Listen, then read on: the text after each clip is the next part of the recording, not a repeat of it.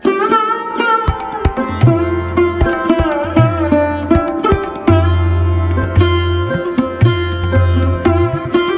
बार की बात है, 20 साल पहले घर से भागा 11 साल का महेश भिक्षा मांगने अपने गांव में जाता है। घूम घूम कर भिक्षा मांगता है और अपना भजन सुनाता है। सभी द्वार पर अपना भिक्षा मांगने जाता है, सभी जगह पर अपना भजन सुनाता है और भिक्षा लेता है। थोड़ी देर बाद भिक्षा मांगने के बाद एक आदमी कहता है, अरे आप महेश है ना? तभी जोगी जाने लगता है। फिर वह आदमी उसे रोककर पूछता है, अरे आप महेश है ना? तभी जोगी कहता है, महाशय, मैं कोई महेश नहीं हूँ, मैं एक योगी हूँ और यहाँ भिक्षा मांगने आया हूँ। धीरे धीरे गांव में शोर हो जाता है और सभी लोग इकट्ठा हो जाते हैं। अरे भाई, यह तो महेश ही है जो बचपन में घर छोड़कर चला गया था, लेकिन अभी वह इस बात को मानने से इनकार क्यों कर रहा है? वह तो मानने को तैयार ही नहीं है कि वही महेश है। तभी सुनते सुनते गांव में शोर मच जाती है और इस बात की खबर महेश के पापा और उसके घर वाले की कान तक पहुंचती है। वो लोग दौड़ते दौड़ते उस जोगी के पास जाते हैं और जोगी को कहते हैं, अरे महेश बेटा, तू कहाँ चला गया था? हम लोग यहाँ बहुत परेशान हुए, तुझे बहुत ढूंढा, बहुत खोजा, लेकिन कहीं तेरा पता नहीं चला। जोगी इन सब बातों पर ध्यान नहीं देता है और बढ़ने लगता है। फिर उनके पापा कहते हैं, महेश बेटा, तू मेरी बातों को सुनता क्यों नहीं? तभी जोगी कहता है,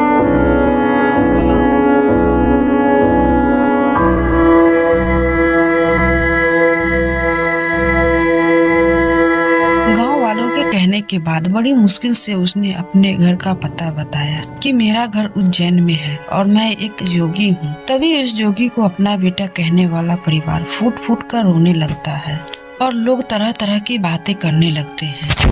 अरे महेश जब छोटा सा था तो उसकी माँ मर गई और उसके पापा ने शादी कर लिया। फिर दूसरी माँ आई, वह महेश को बहुत मारता पीटता और डांटता, क्योंकि महेश उसके सौतेला बेटा था और आए दिन यही सब होता था। बेचारा महेश खेलने भी जाता तभी उसके माँ वहाँ पहुँचकर पीटने लगता था और अनाप शनाप बोलने लगती थी, तू कहीं चला जा, तुझे मैं देखना नहीं चाहती हूँ, मुफ्त की रोटी तोड़ता है। और अनाप शनाप बोलने लगती थी क्योंकि वह सौतेला बेटा था। और महेश का एक बहन भी थी। महेश तो चला गया लेकिन उसकी बहन यहीं पर रह गई। ऊपर वाले की कृपा से महेश के सौतेली माँ को आज तक कोई संतान नहीं हुआ।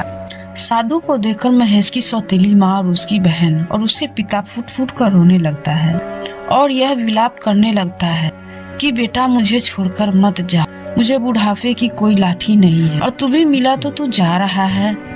जोगी को इन सब बातों का कोई असर नहीं पड़ता, वह सिर्फ एक ही बात करता है, मैं एक जोगी हूँ, मैं आपका बेटा नहीं हूँ। महाशय, मैं कोई महेश नहीं हूँ, मेरा घर उज्जैन है और मैं इसी तरह से हर गांव घूम घूम कर भिक्षा मांगता हूँ और अपने गुरुदेव के पास चला जाता हूँ। इसलिए मुझे अपना बेटा समझने की भूल ना करें, मैं आपका बेटा नहीं हूँ। आज से 20 साल पहले महेश जब 11 साल का होता है तो उसकी माँ की देहांत हो जाता है। गांव वालों को कहने पर महेश का पिता न चाहते हुए दूसरी शादी करने पर मजबूर हो जाते, क्योंकि इन दो बच्चों को परवरिश करने की जिम्मेदारी आ जाती है। गांव वालों को कहने पर महेश के पिता शादी कर लेते हैं और महेश की एक सौतेली माँ आ जाती है। नए नए में तो ठीक ठाक से रहते हैं, फिर जब जैसे ही कुछ दिन बीतता है वह सौतेली माँ सोचने लग, अरे मैं जिसे इतना अच्छा से पाल रही हूँ वो तो मेरा खून है ही, वह तो सौतेला है, क्या पता बुढ़ापे में मेरी सहारा बनेगा भी या नहीं। इन्हीं सब सोच महेश की सौतेली माँ के दिमाग में जहर घोल रहा होता है और धीरे धीरे महेश के माँ के द्वारा किए जाने वाली प्यार नफरत में बदल गई और नफरत इस कदर हुआ कि महेश अपने घर छोड़ने पर मजबूर हो गया। एक दिन महेश अपने दोस्तों के साथ बाहर खेल रहा होता है। तभी किसी काम के लिए उसकी माँ डांटती है, उसे मारती है और दोस्तों के साथ खेलने नहीं देती है।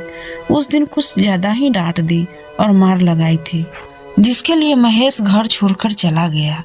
गांव से दूर एक घने जंगल में महेश बैठकर रो रहा था। माँ, तू कहाँ चली गई माँ? आजा माँ। सौतेली माँ मुझे बहुत मारती है, कहाँ जाऊँ? तू आजा, नहीं तो मैं घर नहीं जाऊंगा। तभी एक साधु वहीं से गुजर रहा होता है। लड़के की बिलाप सुनकर साधु वहाँ रुकता है। महेश साधु को सारी बातें बताता है। तभी साधु कहता है, बेटा, इन सभी बातों को भूलकर अब तुम्हें घर जाना चाहिए। क्या पता इन बातों को नियति ने लिख रखा हो तुम्हारे भाग्य में। लेकिन महेश बात नहीं माना और कहने लगा,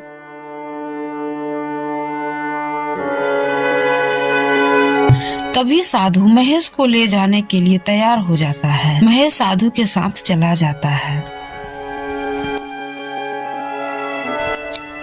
उसी दिन से महेश साधु की बातें मानने लगता है और गांव-गांव घूमकर भिक्षा मांगने लगता है। और तभी एक दिन भिक्षा मांगते मांगते वह अपने निज ग्राम में भिक्षा मांगने पहुंचता है। महेश इन सभी बातों को समझता है कि वही महेश है, लेकिन उसका दिल गुरु से इस कदर मिल जाता है कि उसे सच्चाई बताने की हिम्मत नहीं होती। महेश भिक्षा मांगकर अपने गुरु के पास पहुंचता है और सारी बातें गुरु को बताता है। लेकिन महेश ईश्वर की भक्ति में इस कदर लीन हो जाता है कि वह घर जाने से इनकार करता है। ढूंढते ढूंढते महेश के परिवार उस साधु बाबा के पास जाते हैं और अपने महेश को वापस करने की गुहार लगाते हैं, लेकिन कोई फायदा नहीं। महेश उनके साथ जाने से इनकार करता है। अगले पार्ट को देखने के लिए इस वीडियो को एक लाइक कर दे और चैनल को सब्सक्राइब कर ले और एक प्यारा सा